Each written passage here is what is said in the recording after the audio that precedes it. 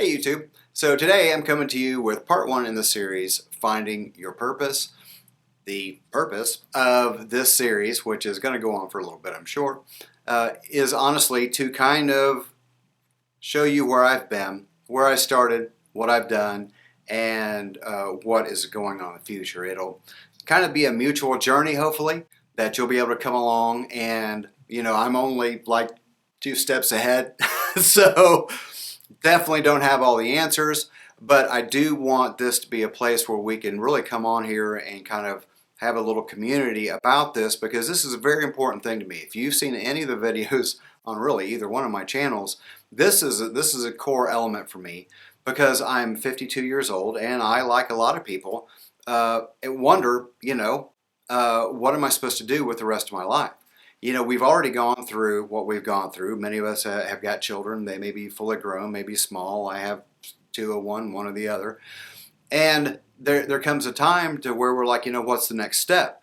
So what I want to do is kind of bring you along a really, honestly, a very painful and basically often ignorant journey that I tried to take, where I thought I would do what everybody else did, and then that would make me happy, and that did the opposite of that. Not all of us are made to do the same thing. And for those of you, and for those of us, all of us, who feel like that there is something more out there for us, that's what this series is for. If you find that you're languishing through life and you feel like you've been directionless, I want to help to, show you the light that's at the end of the tunnel that's not a train. Because often, I think many of us have chased after lights at the end of the tunnel and it was a freaking train. So one thing that to get into this, one thing that I found as I purposed in my heart to do this thing many times, one thing I found was that I was literally strangled by indecision. And so what I have found over course of my life of actually reading a book and things like that, one of the core problems when it comes to making decisions is actually you can't. Your body's physically not able to do it because you're lacking certain nutrients, you haven't been sleeping properly. A lot of people poo-poo that, but how well is it working out for you doing it the way that you're doing now? If you find yourself cloudy all the time and you feel like that the most basic decision overwhelms you, you might want to check your diet. So my suggestion is, now I did this making, and believe me when I tell you, I don't make very much money, and I can guarantee you probably make more than I do. This can be done. This can be done with kids. This can be done with animals, with other responsibilities. This can be done because it's not that hard. What it is, it's a change in behavior that has to happen for you to continue down this new path, because we can't continue rolling down the same tracks and expecting to end at a different destination. You gotta get off the tracks you've been on and on a new path. And believe me, very quickly, you will get accustomed to this just like you did the one you were just on. We are creatures of habit, and I know for me personally, as a person of habit who has habitual tendencies, that you have to replace, you cannot remove. So if you have a habit that's bad, we need to figure out what that bad habit is and replace it with one that actually is going to get you to where you want to go. The first thing, change your diet. Eat right. I don't need to tell you what eating right is. You know what eating right is. What I'm trying to get you to do is get your head clear by avoiding things that cause your body to puff up, swell up. Because if it's making your body puffy or your joints achy or stiff, it's doing the same thing in your head. That pressure goes everywhere. Your body doesn't have areas where it can equalize pressure differently. So, because it's all related to, usually it's related to how our circulation is affected. So, find the things that make you puffy. Make the things that keep you from using the toilet.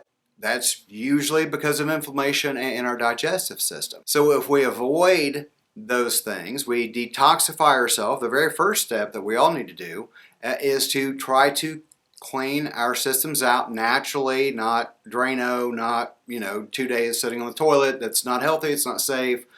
You didn't get this, we didn't get in the situation we are in our health overnight. We cannot expect an overnight answer. This is a very slow process. You're not going to be ready to do what you're supposed to be doing next week anyway. This is a marathon, not a sprint. And I know we're in a microwave generation. But this does not work for this. This is bigger than this. So it takes time. Get yourself detoxified. Step number one, it'll clear your head out. There are things that we can do to help our mind work better, and we need to do that, especially if we're in the midst of making big decisions. You don't want to be cloudy, deciding whether or not it's on safety or not. After we detoxify our body, we probably need to detoxify our life. And this is hard for me because, we're a high-strung family. And I'm going to blame it on my genealogy, even though I really don't believe that is an excuse. I'm pretty sure I did a video about it. But when we are about to do something that is contrary to the norm, you are not going to find much support by those that are around you. So that concept is really like universally known, that you're not going to get any respect in your own hometown, so don't expect it. And that's why I really recommend that if there are people in your life that don't support what you feel like you need to be doing, just don't discuss it with them. It's all right. There's a million other things that you can talk to about, but you know what they're going to tolerate and what they won't, and you need to work within that. It's okay if they don't see they don't agree with your purpose. That's all right. They don't have to, because it's not theirs. It's just yours. And I'm very much an anti-selfish person, but in this situation, sometimes there are things in this world that need done that literally only you can do it. And I'm not trying to be overly dramatic, but that is the reality of it. Sometimes you're the only person that can do it. And so that's why this is so important, and that's why I'm doing this series. So detoxify your body, detoxify your life, control the amount of garbage that you take in. We are exposed to things all the time. We're going to be eating here and there and the other. Yes, accept that. Don't beat yourself up for it, but try to offset the effects of that by eating healthy, or by being around healthy people, being around people who are healthy for you, that are good for you, that know how to compliment you, that notice, that pay attention, that remember, that are there to uplift you. Those are the people, even if it's, online, any interaction that you can find someone who is going to be supportive, you need to find at least a small community of one other person, or maybe two other people that are on maybe totally different journeys, but that they've got your back and that they're to support you, because you have to have that. But sometimes if you're fortunate enough to have a spouse that is supportive, rock on with your bad self. That's good enough to run as fast as you can freaking go. But if you don't have that, you can still do it. I do it. So, and I'm single. So, the next thing, avoid inflammatory foods, because inflammatory foods screw up your system. They screw up your ability to think. And inflammatory people also screw up your mind and your ability to be calm and your ability to sleep and rest and let your mind reset itself. When we are ingesting things that cause our body to be inflamed, and we're all puffy and we're all hard to move, or we ingest media that inflames our anger, that inflames passion, when it comes to trying to find your purpose. I keep repeating this. This matters. If you just want to be a dead fish and float downstream, you can just freaking skip this video. This is not for you. If you're trying to do something that's going to put you swimming against the current, there are certain things that have to happen, because you have to maintain your sanity. You cannot please everybody. Don't try. Don't try. Literally, I don't say give up very often.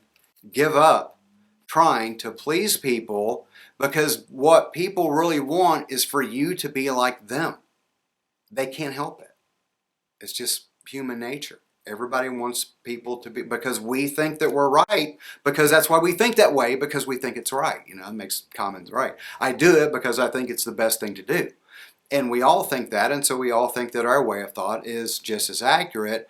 But this is for people who feel like they have a purpose, and sometimes you need to detoxify. You need to avoid inflammatory people and foods.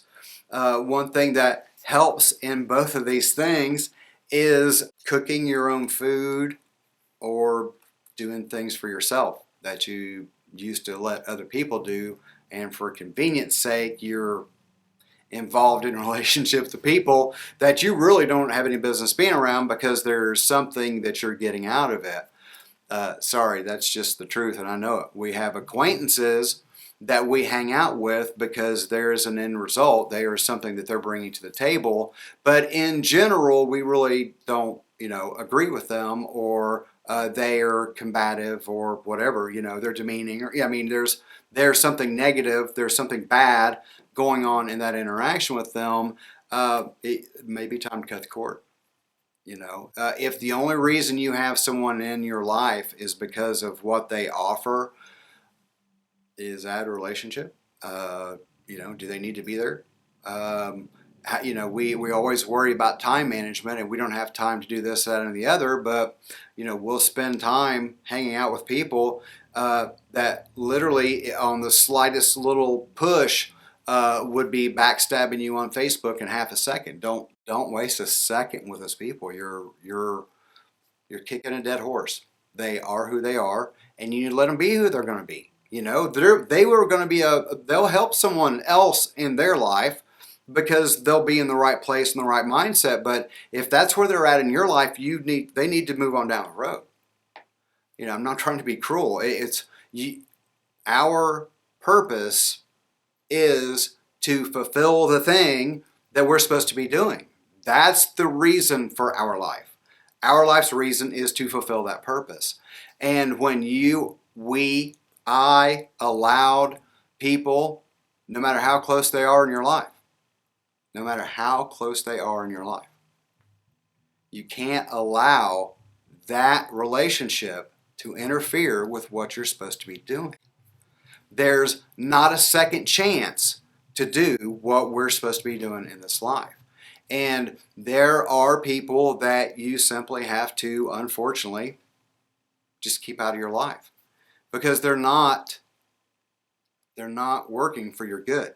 They're not there to encourage you. They want you around because they're getting something out of it, and you find yourself empty when you leave their presence. If you are around people that drain you, you need to stop being around those people.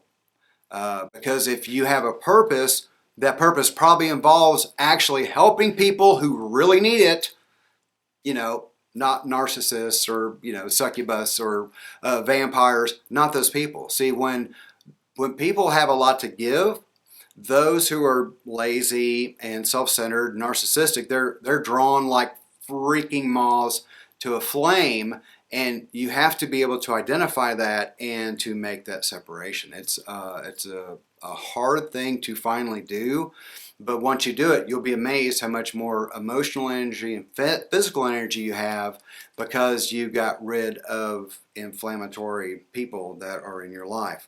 Cooking your own food, not relying on other people you shouldn't be relying on.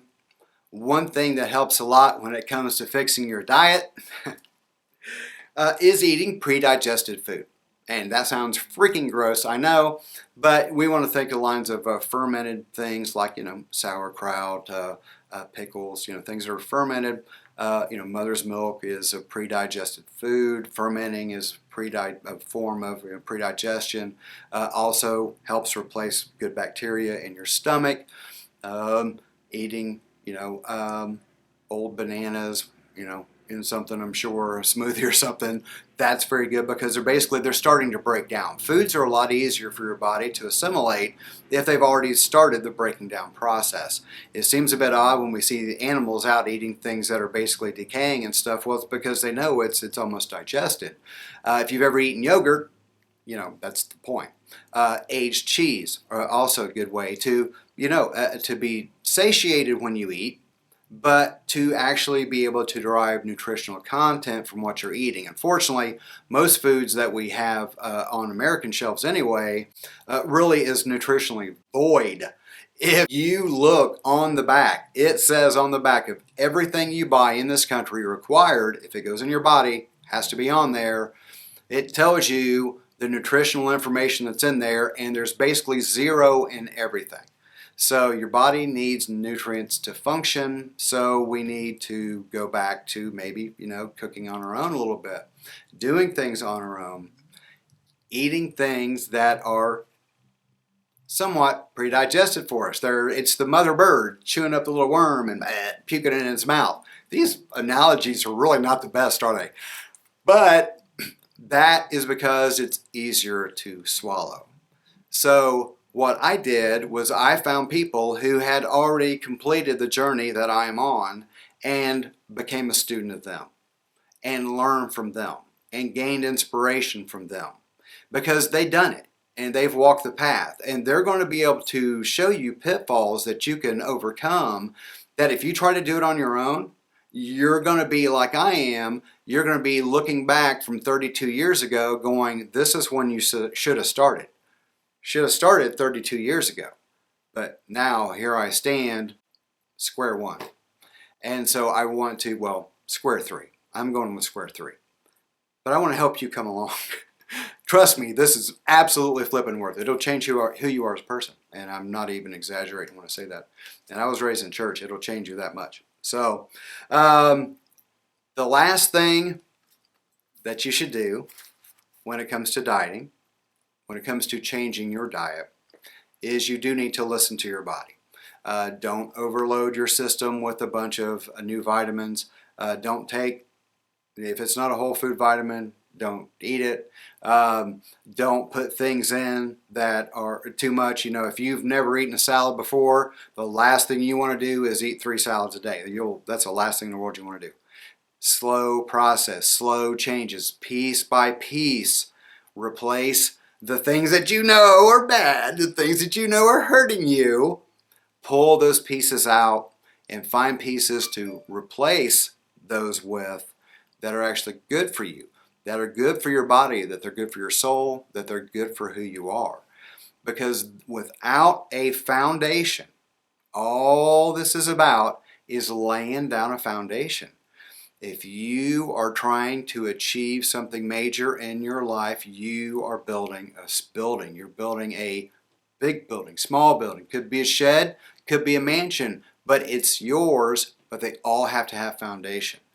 And if you don't have a solid foundation under you when you start these major things, let me tell you something. The rocks start flying quick. Start flying quick. And they will come from places you never thought they would, but that's where they're coming. So you have to be ready. And without a strong foundation, when the storms come in, you just can't stand. So I hope that helped you out. If you have any questions or comments, feel free to leave them down below. I am want to build a community so that we can come together, because there's a lot of people that seems like that we all need help getting through. You can't make it through a life on your own. You didn't get here on your own, and you're not going to make it through on your own. So, all right, guys, thanks for stopping in. Love you. See you soon.